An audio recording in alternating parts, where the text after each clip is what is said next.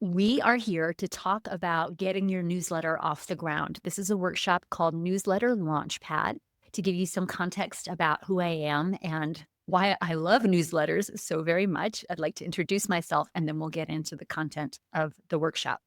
I'm pointing out that the slides are available for you if you're here live. They are in the chat. And if you're watching this on the recording, they'll be in the description beneath the video. So you can come through to the Notion page that is hosting these slides. And if you are a Notion user, it is available as a template, so you can copy it to your own workspace. My name is Sage Rountree. That is my real name. It's not just my yoga teacher handle. I am the founder of Comfort Zone Yoga, where I host these monthly calls called Comfort Zone Conversations. You can find me across the internet at sagerountree.com, at comfortzoneyoga.com, and at Sage Rountree on all the socials, including on YouTube. There is no letter D in my last name. My mission is this: I am here to help you become almost everyone's favorite yoga teacher. And that almost is really key. That's why I put it in parentheses to kind of highlight it and to point out that you're never going to be everyone's favorite yoga teacher. Even if you were the best yoga teacher on earth, your style, your vibe is not going to be for everyone. And that's something we'll be talking about when we get to unsubscribes and newsletters in a little bit.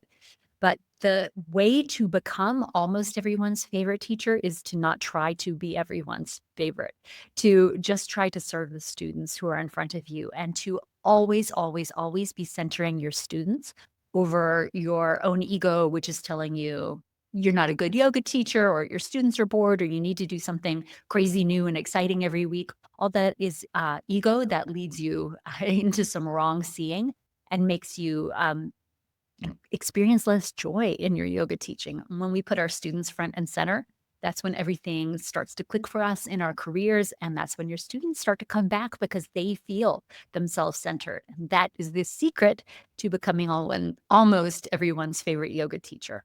Now, if you are on my newsletter list, you know I am a prolific newsletter sender and writer. I'm a professional writer. I've written 13 books. I have a PhD in English literature. So I was trained both to fill an hour like this with the sound of my voice and to fill blank pages with a lot of words.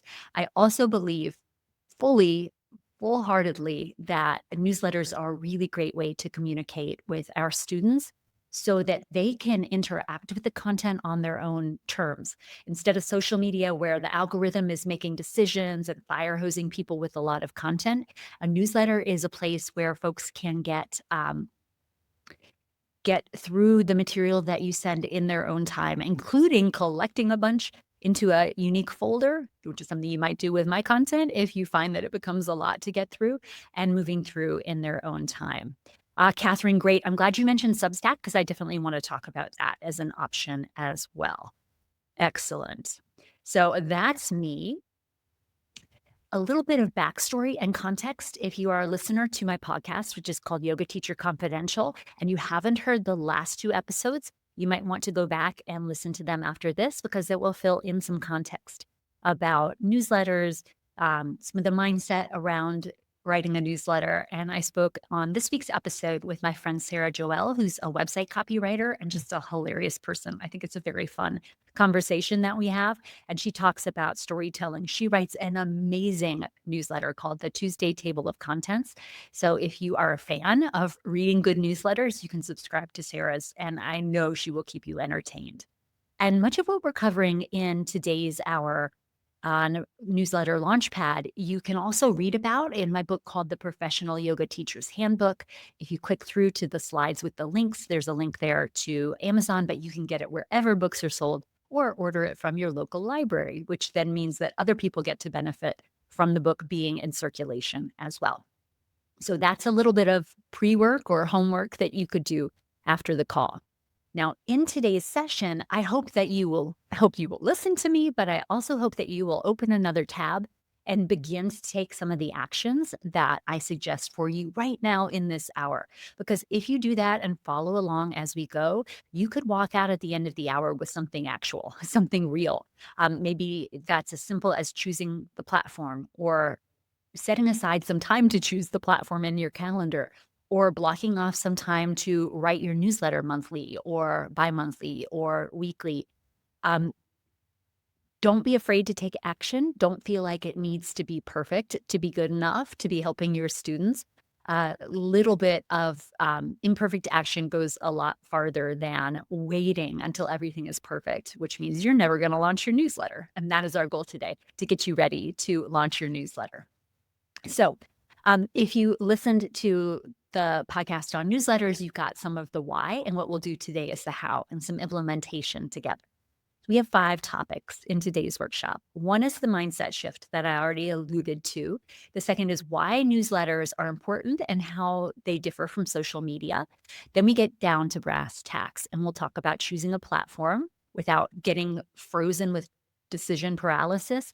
The great news is you are not married to the platform you choose. You can change platforms at any point, and that's part of the beauty of the newsletter is you get to take your list with you. It's not like your follower count on Instagram, that if Instagram goes away or you get locked out or you get hacked, you can't access anymore. Your newsletter subscribers belong to you in as much as they have said, yes, I want to hear from you. And the concept of a newsletter is platform agnostic. We'll talk about how to get the email addresses and then how to plan what you're going to write in your newsletter so that this is a sustainable and even, dare I say, enjoyable part of your yoga teaching career and the rhythm. And it becomes one more way that you can serve your students, that you can help your students connect with you, with themselves, and with yoga. And connection is my favorite definition of yoga. Okay, let's talk mindset first. I know we are yoga teachers because we love yoga and we love people and we want to connect people and yoga. We care about people. And many of us haven't had much experience with selling or marketing. It feels like something a little gross. And it feels like something that's very far beyond what we were trained to do in our 200 or 200 and 300-hour yoga teacher trainings. But when we think about the newsletter as permission-based marketing, which is the fancy way to describe sending an email newsletter to your constituency, to your student base, it completely shifts your thinking about marketing as something that feels a little weird or pushy or gross. Instead, marketing just becomes another way to teach and another act of service. And here's what I love about permission-based marketing. Your students have actively raised their hand and said, yes, we want to hear from you. Yes, I want you to email me. They typed in their email. They raised their hand, metaphorically, and they have invited you into their inbox. So you're not dropping in, you're not out there with a megaphone yelling, buy from me, come to my class, fill my workshop, come on retreat with me. They actually asked to receive this information. And of course, not every email you send is going to be a sales email. The majority of the emails you send are going to deliver big value to your students. And we'll get to what that value will look like a little bit later on in the session. So you're not selling, you're serving. The newsletter just becomes one more way that you serve your yoga students. And if they don't want to be served by you anymore, if they're full or they lost interest in yoga entirely, this is the great part. They can quietly see themselves out. They can let themselves out the door by clicking the unsubscribe link that is at the bottom of every email you send. When you do, as you should do, use a verified email service provider. It's a legal requirement that there needs to be an easy opt-out link at the bottom of the email. So your students who choose not to read your newsletter anymore can let themselves off the list, show themselves the door, and you don't have to interact with that at all. In fact, a pro tip, I suggest you turn off notifications when people unsubscribe because it might kind of get you in your feelings about losing a subscriber when really, depending on the newsletter platform that you choose, it may actually be doing you a service because you may be paying per subscriber on your email service platform. And that's somebody who doesn't align with you. That's somebody who doesn't want to buy from you.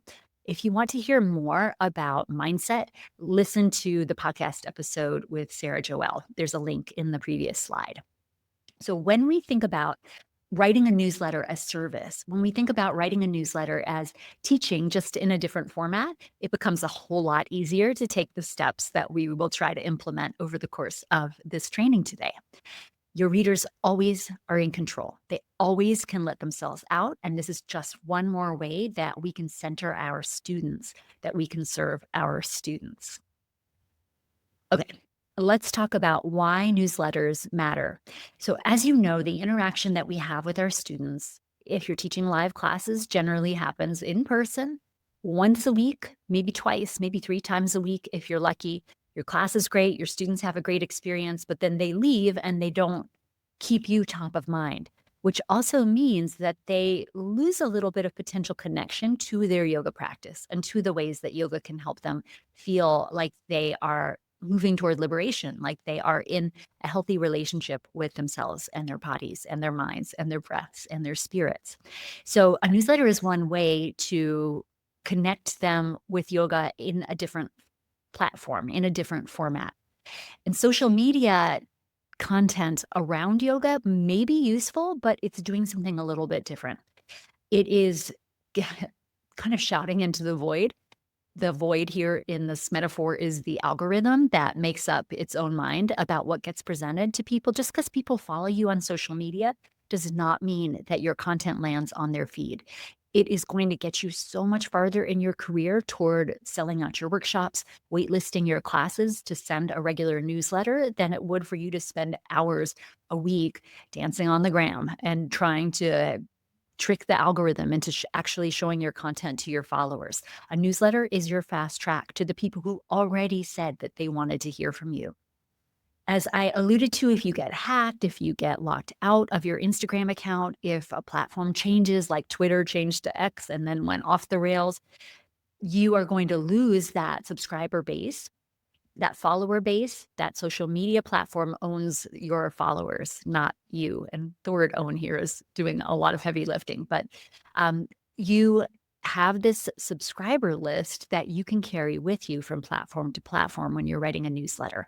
And that is something very, very, very precious. So it's building your own house instead of renting on somebody else's property. The newsletter is permission based. As I already said, your students have chosen to be there. It belongs to you. There's no algorithm making the ultimate arbitration between you generating your content and your users seeing your content. It lands because they invited you and they can go away at any point, and that's fine. You're just keeping in touch. All right, let's talk about what platform to choose. And remember, none of this is set in stone.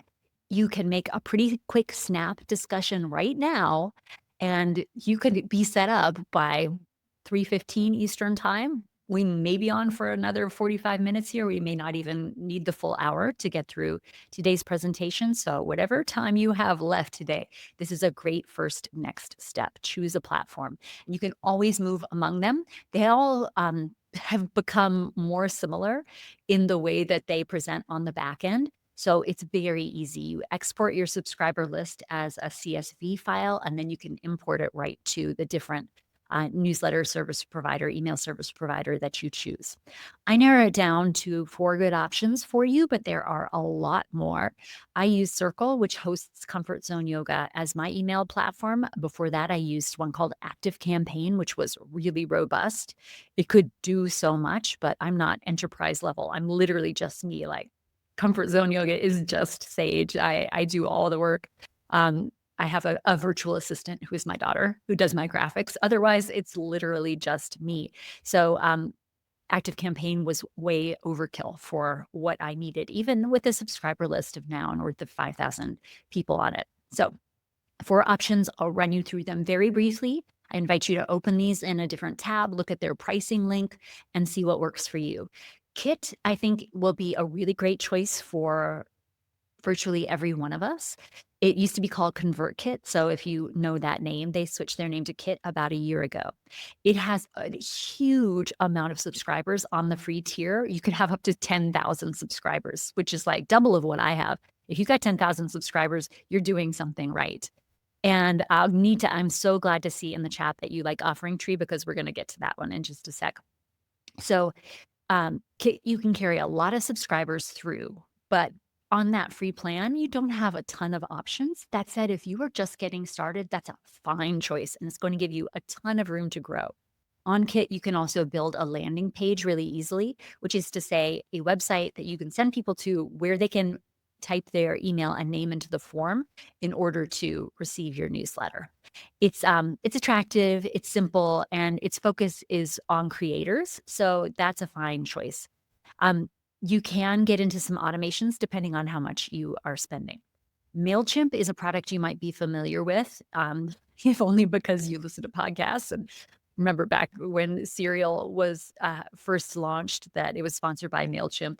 MailHimp, I think, was the way that the ad went on the podcast. So on MailChimp, you can have up to 500 subscribers. It's got a lot of built-in workflows like an onboarding automation, and you can segment and you can do landing pages there really easily.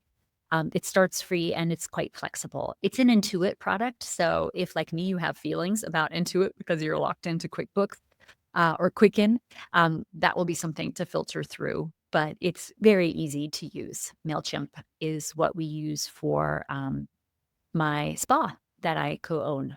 Flodesk makes gorgeous emails. If graphics matter to you, that's one to look at. But it's going to start at $38 a month, which is going to be more than you would be paying on the entry-level tiers for Kit or MailChimp. And Offering Tree, which Nita says she loves, is a really great option. It is an all-in-one platform for yoga teachers. It is focused on giving you everything you need for your yoga or wellness business. You can do email there, but you can also build your website there. You can do your scheduling there. You can have a library of yoga classes there. And as you might imagine, this is all different price points depending on how robust you want it to be, but it is a lovely option for you. You'll see in this table, there's a link at the top there on Offering Tree, but it also is here on this next slide. That is my affiliate link, and it gives you a little extra discount. So if you click through to that, you'll save a certain amount on your first month or 3 months, depending on what plan you choose, if you do decide to go with Offering Tree. But if you are brand new beginner to a newsletter and starting from zero, you could go with Kit. Like I say, it will scale for a very long time, and it's attractive and easy to use, and it is really focused versus a platform like ActiveCampaign, which is built for Coca-Cola level businesses.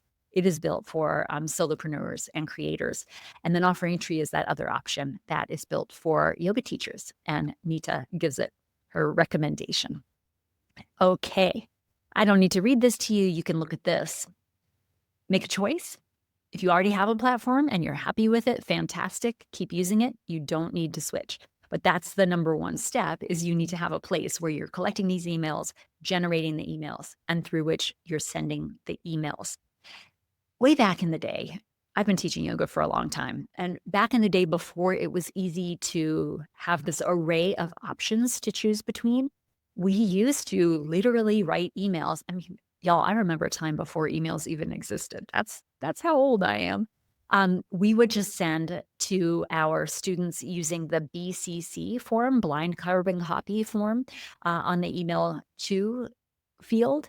And then people would have to say, take me off your list. And you would manually remove them from the cut and paste. That is not cool anymore. The Can Spam Act that happened between the rise of email and that dictates what happens with emails and sending and deliverability and best practices means you cannot send people an email without their permission. That they can't. Well, A, you can't send it without their permission, and B, they always need to be able to bail. So don't BCC your students. Not that you're doing that anymore. I think that was an early 2000s era thing, but that isn't the way to do it. You need to make a choice of some kind between these platforms, even if it's just like an easy free one. All right, so we have a platform. Now, how do you get the email addresses so that you can put them into the platform? The idea here is to give your students an invitation to sign up for your list so that they can get something that they already want. So from the get-go, we want to deliver value. Remember, we're seeing the newsletter as an act of service for our students. We are not here to put a hard sell on them. We're here to show them the buffet of the ways that we can help them with yoga. So we want to give them something that they are already interested in. The marketing phrase for this is lead magnet. magnet, like a magnet will attract things to it. It's going to attract leads to you. Leads is just the way to describe your future students, maybe even students who have only taken one class with you, but who will become your loyal regulars, or students who haven't even interacted with you in a live class setting yet. Those would be your leads. And you're trading them something. You're trading them something valuable, something that will improve their lives, ideally in a very short period of time, in exchange for their email address and the ability to email them on a regular cadence. Now, if you are in my world, you probably have seen my general lead magnet, and then I also have some more specific ones for my offers. Maybe you came to me through this. It is called my Greatest Hits Lesson Plan. And more broadly, the lead magnet is when you sign up for my newsletter. You get my newsletter, which delivers a lot of value over the week. But B, you get an invitation to the zone, which is where we are right now, having our comfort zone conversation. It's my free community for yoga teachers. We've got over 2,200 people in the community at present, and I offer a lot of extra value in there.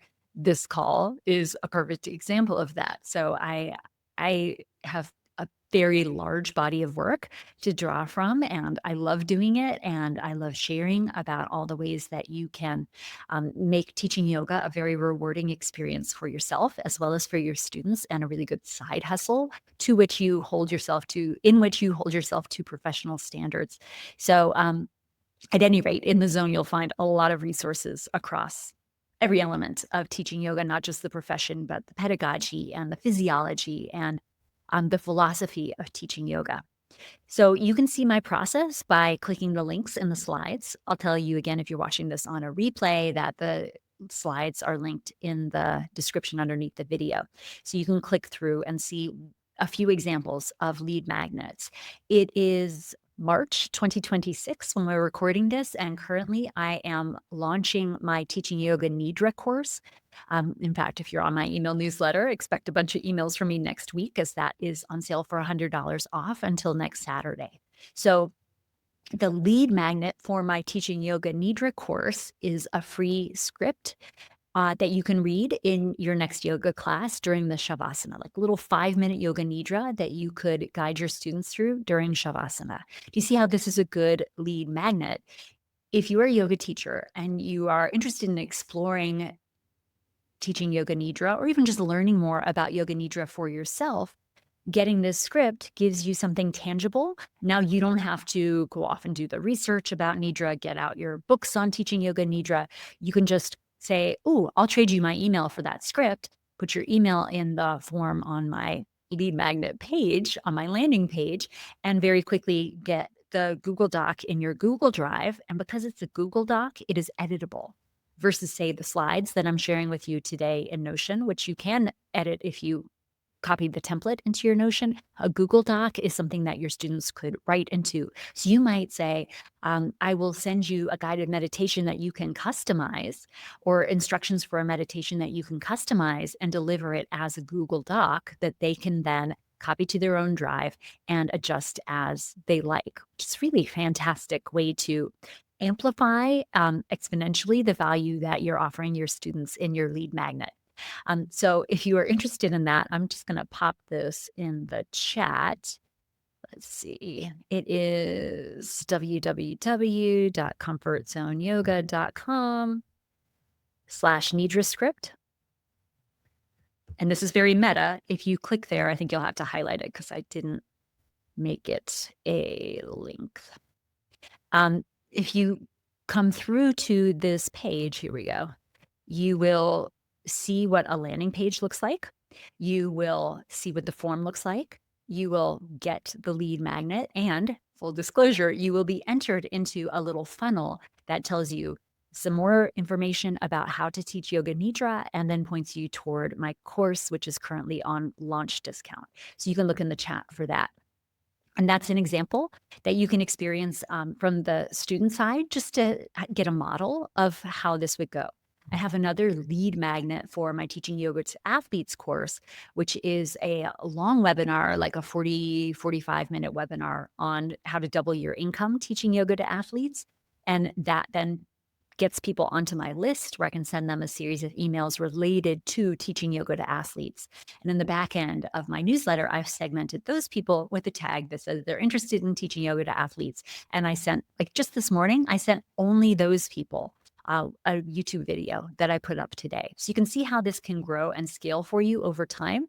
But right now we can think a little bit more closely about lead magnets being like a general thing that you only need to make one of and offer to your students. So here are some ways to get you thinking about what your lead magnet could be. And if you have ideas about your lead magnet, we can chat about them when we get to Q&A in a minute, or you can pop them in the chat for other people to comment on or to see. So here are a couple examples. You want to think about what your students are already asking you after class. I bet they're asking about your playlist. If you use music, if you put a lot of care and effort into curating your playlist for class, I bet your students would love to get that playlist. So that's a great lead magnet. And then you'd say, sign up for my newsletter and I'll send you the playlist. Or every Friday, I send the playlist for the next week if you want a preview. That would be a great example. Another example, as I already said, is a short guided meditation. This could be the script for a meditation, or better yet, it can be a meditation that you wrote and recorded and then share with them when they sign up to your email newsletter. Let me just walk you through what that would look like on the most basic level. For an audio meditation, which is super easy, all you need is your phone and your closet, or even just your phone and a towel. You'll take your phone, you'll put it about this far away from your face. Like you don't want to be all the way up on your microphone. Give it a little bit of distance, but be about your hand in the shaka sign away from the microphone. You'll be in your closet with the door closed, where the clothes are going to dampen the sound. So you won't even need to do any sound editing after the fact. Or you can take a beach towel and cover yourself, kind of build a pillow fort and dampen the sound that way. Read the meditation. You can read it off your computer. You could read it off your phone, but notice that if you're tapping your phone to scroll, if the meditation is long, it's going to make a tapping sound on the recording. You can record it straight into voice notes. And then you can send that voice note as a link in the first email when people sign up for your email newsletter. It's that easy. Or you can export from your voice notes into your Google Drive and then just send folks a link to that. If you wanted to get real fancy and layer in some video, or even just put like a beautiful mountain view. I keep looking out the window because I'm in the mountains and I see the mountains. You see this beautiful mountain view. You could put a photograph on as the placeholder, and there you have a video. So you've got the audio you recorded in your closet under your towel. You've got the photograph of something pretty, a flower in your garden, and that can go on YouTube as an unlisted video. That means that random people on the internet are not going to find it, but your students will, because you have uploaded it to your YouTube channel as unlisted. And then you can use the link and put that in your first email. So that would be another way if you like to teach meditation, or if you have like a short, you want to do an actual video, like a follow along yoga video, a short warm up, or a guided legs up the wall or something like that. Again, you can shoot it using your phone. In that case, you might want an external microphone, but you can get a $20, one of the little TikTok ones that looks so hilariously tiny, and you can hold that and or clip it to your clothes and demonstrate. And that is a great lead magnet, a little follow along. And do you see how this is giving big value to your students?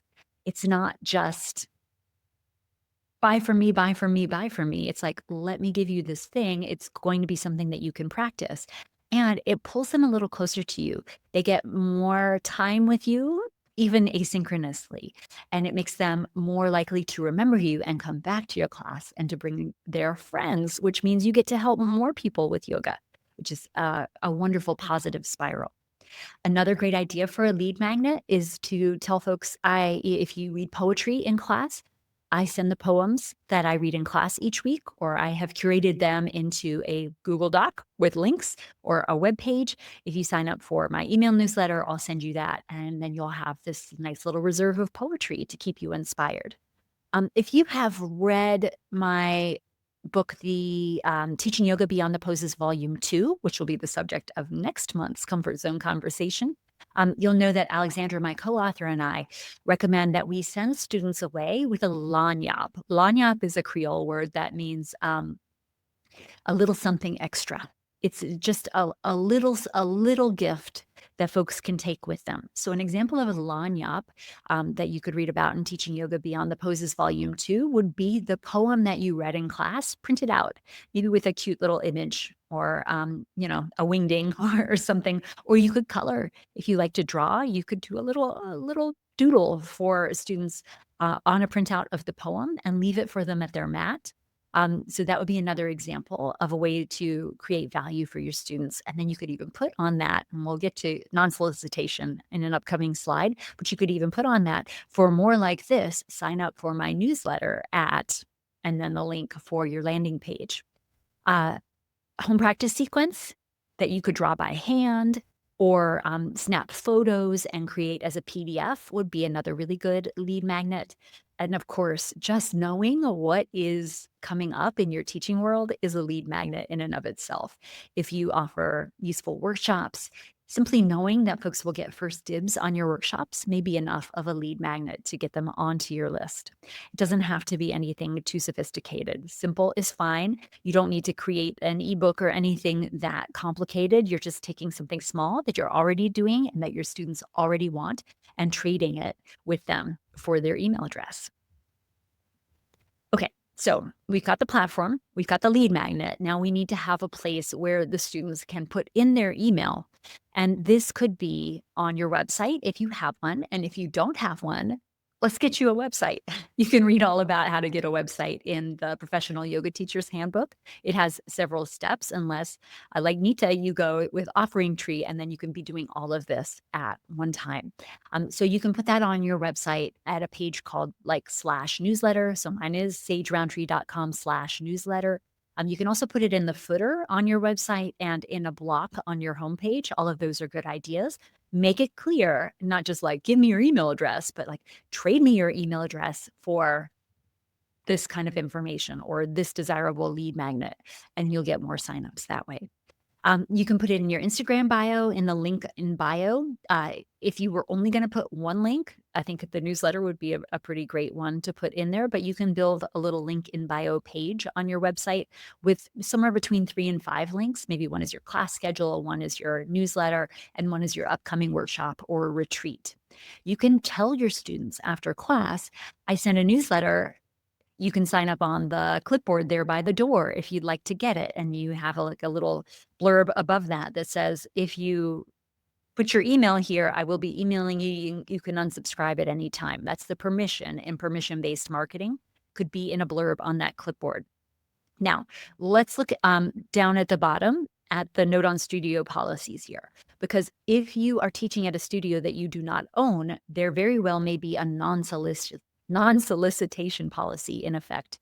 What that means is that the students, and I don't like to use this word, but the students, quote unquote, belong to the studio. They're customers, they're clients of the studio.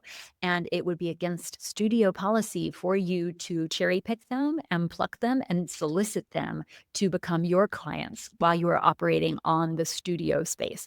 You can see how that's just not cool. So if you are unclear on the non-solicitation policies around any location where you're teaching, ask. Look at your contract first. And if there's nothing in there, ask your manager, ask the studio owner. Hey, do you have a policy around non-solicitation? Because I've just decided I need to start a newsletter to deliver better value to my students, to help my students better. Am I allowed? Is it okay with you if I put a clipboard out in my classes? If you create your own class opportunities, go to town, have a clipboard every class, have a QR code where people can just pull out their phone and immediately get pushed to a landing page where they can put in their email and get your rockin' playlist or your inspiring poem or your follow along meditation. If you are not working for someone else, you should be trying to get folks' contact information at every opportunity. Every workshop that you host, every event that you host. And this is one you may not have thought of in your email signature. Ask people that you're communicating with directly, hey, do you want to get onto my email list? You can just put a little link to it in your email signature. So even just getting a subscriber or two every time you ask is going to drip, drip, drip, drip, fill the bucket of your subscriber list. Okay, so we've got a platform.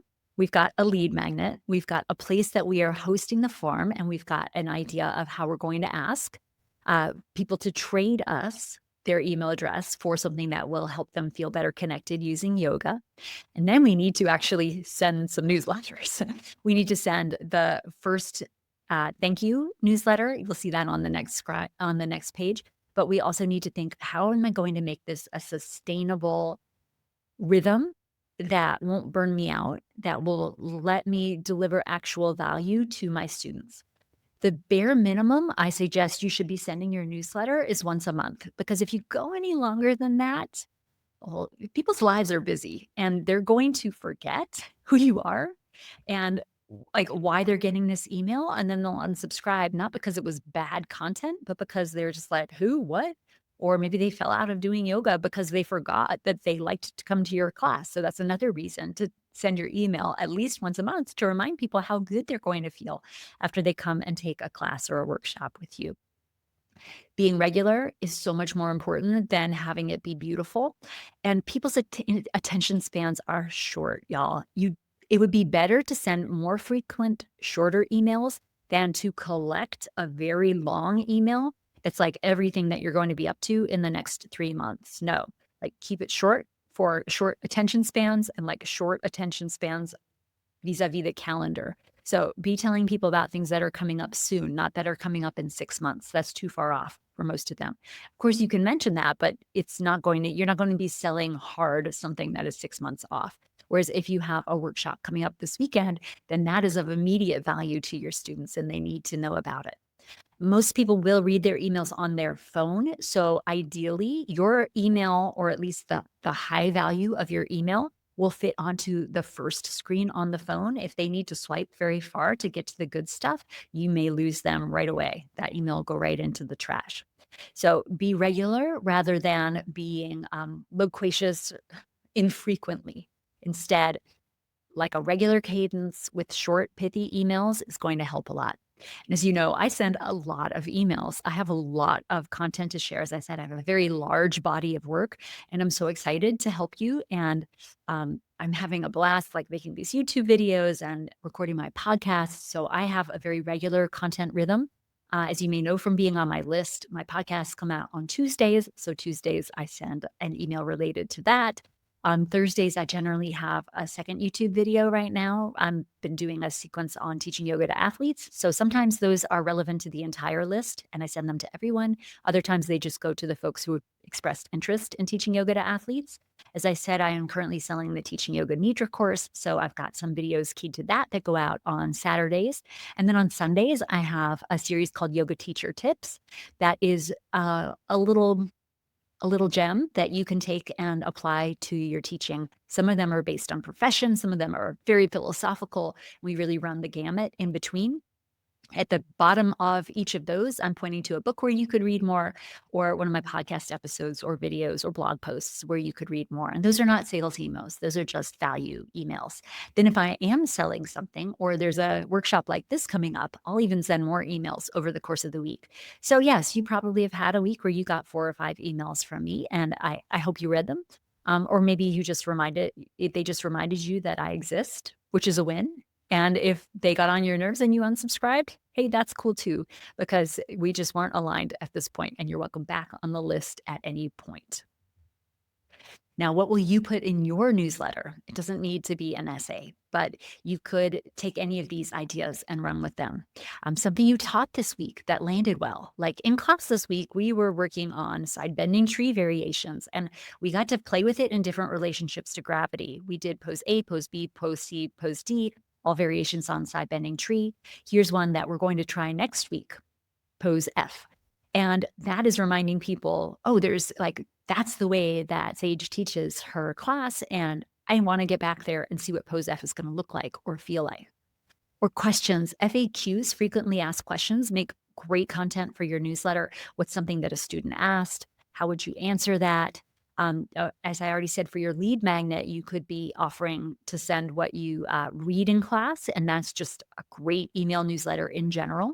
What's coming up, when your schedule is changing, when you're planning retreats or workshops or events, your playlist. And a personal essay is a wonderful thing. If you like writing, if you like theming your classes, this is an opportunity for you to use your writing to think through your theme. And then you can even say at the end of that, hey, this is the topic that we'll be exploring in class across next month. I hope to see you in class. Here's the link to register. Perfect email right there. Just one thing that's useful. That's all you need to do. Now, your first email is going to be that lead magnet delivery email, and you can follow the template that you see on your slides to fill it in. So when somebody first signs up for your list, this is what you send them so that they know what to expect. Thank you for signing up. Remind them who you are. Tell them what the cadence of your emails is going to be.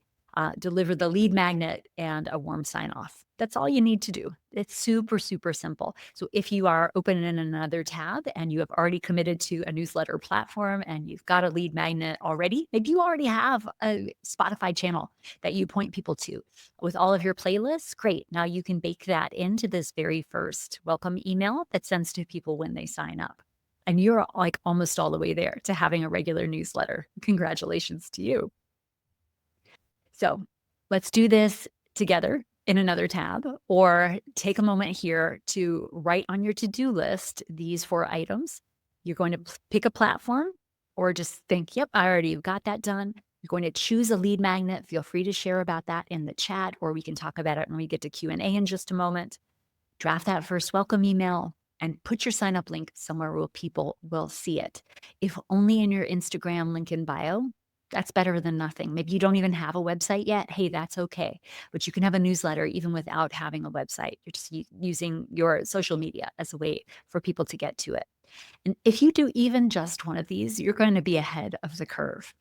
And I bet you know that somebody who teaches, maybe at a studio where you teach, somebody local to you who's just crushing it, who always has a wait list, who sells out her workshops. And I bet that teacher has a newsletter. And now you've got no excuse not to have one too. So those are your action items to be working on.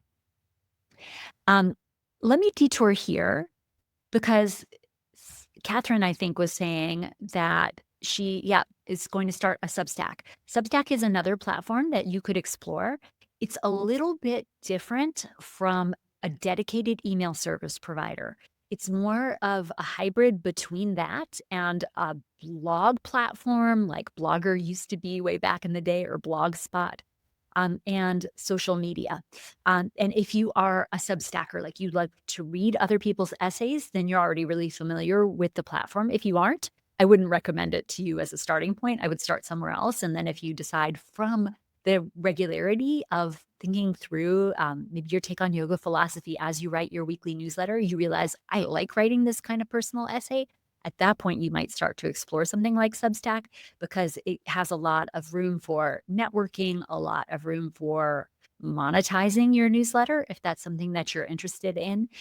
It's an interesting little part of the internet, but I will point out that it's also subject to the same idea as hosting your audience on a social platform, which is to say, I know you can download and upload your contacts to and from Substack, but it's also like if Substack gets royally hacked, you're not going to be able to contact your people. Whereas if you have your email subscriber list in a CSV, and maybe like good list maintenance is to export it once a month and just save it somewhere on your own hard drive as a backup. If half the internet got hacked, you could still pull up that CSV and load it somewhere else and still be able to reach your audience. So that's something to be aware of. If you want to know more about newsletters, newsletters are something that I cover in my robust mentorship membership. It's called Mastering the Art of Yoga Sequencing, but it's really about mastering your career, plotting your career as a yoga teacher. And there we look in how we can design great classes and sell those classes, how we can invite lots of people into those classes, and how we can specialize those classes into a private lesson. So we can help almost everybody, and we can help one person deeply. And that's the kind of thing that we cover inside of Call it because it's delicious. It is a Julia Child themed take on this kind of mentorship. We use recipes and cooking analogies, and we have a great time in there. It is fully half of my 300-hour yoga teacher training. There's a link in your slides, and anytime you have questions about that, reach out to me. For now, though, I want to know what questions you have about newsletters. I don't believe that you have no questions because I gave such a clear presentation. I believe you have no questions because you may be feeling a little bit daunted. So remember, refer to the slides and just go boop, boop, boop, boop. 4 action steps. Doesn't need to take a very long time. If you could block off the next hour, you could get this done in the next hour. It's really not anything that you need to be afraid of. To that end, thinking about things that we are afraid of, and cycling back to where we started with mindset. Some of us have issues with visibility, right? Maybe we used to send a newsletter and people would write back nasty unsubscribe me emails, and now we're afraid to send the newsletter, or we don't want to be seen in the same way that we think about people who send a bunch of email newsletters. If that is your work, I'm happy to talk through that with you, that mindset shift, and I'm going to answer Catherine's question. But it's okay to feel some apprehension around visibility. Bring it to the zone, post in the Q&A space in there, and I would love to talk to you about that. So Catherine asks a great question. Do I see any trends in terms of what type of newsletter content gets the most interest or traction? Yes, one little tidbit, and this applies for all of us, and I think this is true basically across every newsletter and every industry. The PS is the most read part of any email newsletter that you send. Who knew? Like, you'd think it would be the first paragraph, right? Or the thing that you put in bold and bright color in the middle. No, it's actually the PS after you sign off. So if you want interaction and traction, Catherine, make sure that you have a really fun prompt in the PS. PS, reply with your questions about tree pose, and I'll make sure that we address them in next week's class. See you there. And then your students, like, who may not want to ask a question in front of the whole room, can ask a question about tree pose just directly to you in replying to the email, and then that becomes content that you can bring directly into your yoga class the next week. And then we've got this really great channel of communication that's open both for classroom exploration and then for workshopping outside of the classroom. So a PS is a great thing to get traction. I hate to say it, but you know what works? Telling people you want them to buy something, sales emails. People need to be told what you want them to do. And if our goal is to center our students and serve our students and help our students find connection using yoga, we do need to tell them, hey, this is what happens when you sign up for this workshop or when you buy this 10 class pass to take classes with me across the next several months. So don't be shy. Don't be oblique with telling people the action that you want them to take. Click here, with that big button, or like buy the workshop, like sign up for the workshop, get the early bird deal on this training. All of that actually works. Like, sales work when you work the sales. So those are things that I see in terms of my clicks, is getting a very clear call to action and telling people what I want them to do, whether it's respond or buy. Thanks for asking that great question, Catherine. Now I'm going to pull up Lily's. I remember you reading or listening to you about Instagram as a business card. Do I have another workshop about this? Well, yes, I do. It is called Minimalist Instagram for Yoga Teachers, and I'm putting the link for that in the chat. Anita, I see your comments in the chat now, and I'll get to them in just a sec. It is a short course. You can get through it in an afternoon, showing you how you can use Instagram. Why did that not go live as a link? I think I have to make it a link.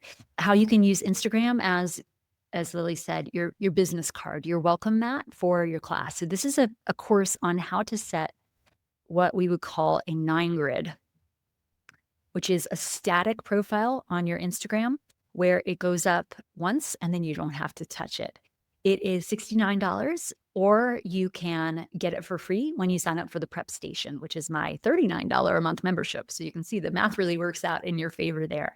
It is on the docket for later in the year, Lily. I think November, I will be doing a free workshop on it. So if you want to wait till November, you can do that, or you can join the Prep Station, or just buy it as a standalone. Let's see. Yeah, you can't click on the actual slides, Nita. If you click on the link at the very top, that will put you through to a web page on Notion where you should be able to interact with the page. And if you can't, email me after and I can send it to you as a PDF. I am always easy to reach, info@sagerountree.com. Let's see, any other questions in the Q&A? Not right now. I'm going to take that one off. And then let's see. Cool. Donna, thank you for your thank you. Let's look at what is coming up next. Theming your classes. This is a very popular topic. When I put a poll up in the zone about what people wanted to see and in what order, this was the biggest one. People are interested in theming. Who knew? Well, Alexandra and I knew, having written these 2 books on how to theme your yoga classes. So that will be our topic in April. Generally, we meet on the 3rd Thursday of the month, but I'll be traveling that week in April, so it's going to be a little bit sooner. I think it's the 2nd Thursday in the month.